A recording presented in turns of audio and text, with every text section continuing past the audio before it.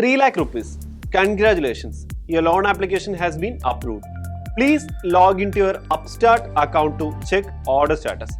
പിന്നെ ഒരു ലിങ്കും.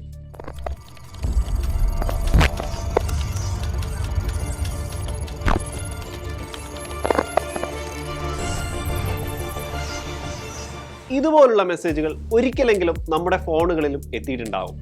വലിയൊരു തുക ലോട്ടറി അടിച്ചിട്ടുണ്ടെന്നോ ഫണ്ട് ബ്ലോക്കായി കിടക്കുവാണെന്നോ ഒക്കെ ആയിരിക്കും മിക്കവാറും പറയുക. Phone number, email, Aadhaar number, pan number, bank details, photo മുതലായ വിവരങ്ങൾ നൽകിയാൽ ഈ പണം നമ്മുടെ അക്കൗണ്ടിലേക്ക് ഇടാം എന്നായിരിക്കും പ്രധാന വാഗ്ദാനം.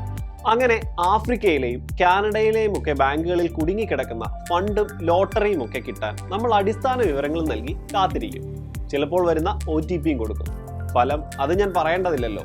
എന്നാൽ ഇങ്ങനെ വിളിക്കുന്നവർക്കും മെസ്സേജ് അയക്കുന്നവർക്കും ഒക്കെ എങ്ങനെയാണ് ഇത്ര കൃത്യമായി നമ്മുടെ നമ്പർ ലഭിക്കുന്നത്? ആലോചിച്ചിട്ടുണ്ടോ? അഥവാ ആലോചിച്ചിട്ടുണ്ടെങ്കിൽ ഉത്തരം കിട്ടിയോ? ഇല്ലെങ്കിൽ അതെങ്ങനെയാണെന്ന് നമുക്കൊന്ന് നോക്കാം. മിക്കപ്പോഴും നമ്മൾ ആവശ്യപ്പെടാതെ നമ്മുടെ ഫോണിലേക്ക് കോളിന്റെ രൂപത്തിലും മെസ്സേജായും മെയിൽ വഴിയുമൊക്കെ വരുന്ന നമുക്ക് ആവശ്യമില്ലാത്ത മെസ്സേജുകളെയും പരസ്യങ്ങളെയും കോളുകളെയും മെയിലുകളെയും ചേർത്ത് വിളിക്കുന്ന പേരാണ് സ്പാമുകൾ. ഇതിൽ പല സ്പാമുകളും അപകടകാരികളാണ്. അത് നിർമ്മിച്ച ആളുടെ ഉദ്ദേശം തന്നെ മറ്റുള്ളവരുടെ വിവരങ്ങൾ തട്ടിയെടുത്തുകൊണ്ട് അവരെ ബ്ലാക്ക്മെയിൽ ചെയ്യുക, പണം തട്ടിയെടുക്കുക എന്നിവയൊക്കെയാണ്. ഇത്തരം ഉദ്ദേശ ലക്ഷ്യങ്ങളോടെ സ്പാം മെസ്സേജുകളും മെയിലുകളുമൊക്കെ ഉണ്ടാക്കുന്നവരെ വിളിക്കുന്ന പേരാണ് സ്പാമേഴ്സ്. ലിങ്കുകൾ വഴിയും മെസ്സേജുകളിലൂടെയുമൊക്കെ ആളുകളുടെ പ്രധാനപ്പെട്ട വിവരങ്ങൾ ചോർത്തിയെടുത്ത് അതുപയോഗിച്ച് വലിയ ഡേറ്റാബേസുകൾ ഉണ്ടാക്കി വമ്പൻ കമ്പനികൾക്ക് മറിച്ചു വിറ്റ് പണമുണ്ടാക്കുന്നവരാണ് ഇങ്ങനെയുള്ളവർ. സ്പാമുകളിൽ പലതും ഓപ്പൺ ചെയ്യുമ്പോൾ തന്നെ ചിലപ്പോൾ ഡിവൈസുകളെ ഇൻഫെക്ട് ചെയ്തിട്ടുണ്ടാകാം. ഇത് മനസ്സിലാക്കി വരുമ്പോഴേക്കും പ്രധാനപ്പെട്ട വിവരങ്ങൾ പലതും നഷ്ടമായിട്ടുണ്ടാവും. അതുകൊണ്ട് ആവശ്യമില്ലാത്ത സ്പാം മെസ്സേജുകളിൽ ക്ലിക്ക് ചെയ്യാനോ വിവരങ്ങൾ നൽകാനോ മുതിരരുത്.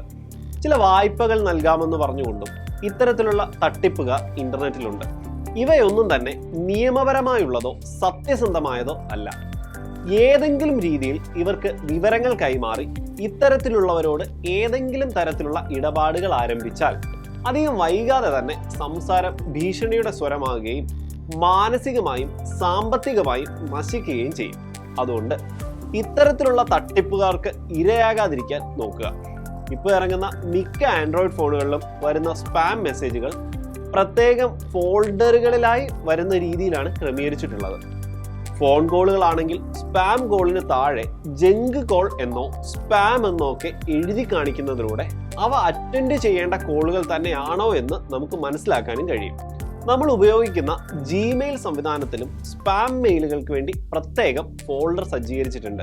ഇതിൽ നിന്ന് രക്ഷപ്പെടാനുള്ള വഴി ഒന്ന് മാത്രമാണ്. ആവശ്യമില്ലാത്ത ഒരു സ്ഥലങ്ങളിലും phone number, mail ID, bank account details പോലെയുള്ള വിവരങ്ങൾ നൽകാനോ കൃത്യമായി ഉറപ്പുവരുത്താതെ ഈ വിവരങ്ങൾ മറ്റുള്ളവർക്ക് അയച്ചു കൊടുക്കുകയോ ചെയ്യാതിരിക്കുക. നമ്മൾ നേരത്തെ പറഞ്ഞിട്ടുള്ളതുപോലെ നമ്മുടെ മൊബൈൽ നമ്പറിനും വില നിശ്ചയിക്കപ്പെട്ടിട്ടുണ്ട്. അതെവിടെ, എങ്ങനെ, ആരാണ് വിൽപ്പനയ്ക്ക് വെച്ചിരിക്കുന്നതെന്നല്ല ഇപ്പോൾ ചിന്തിച്ചേ. അത് നമുക്ക് അടുത്ത എപ്പിസോഡിൽ വിശദമായി പറയാം. അതുവരെ സ്റ്റേ ട്യൂൺ, സെക്യൂർഡ്.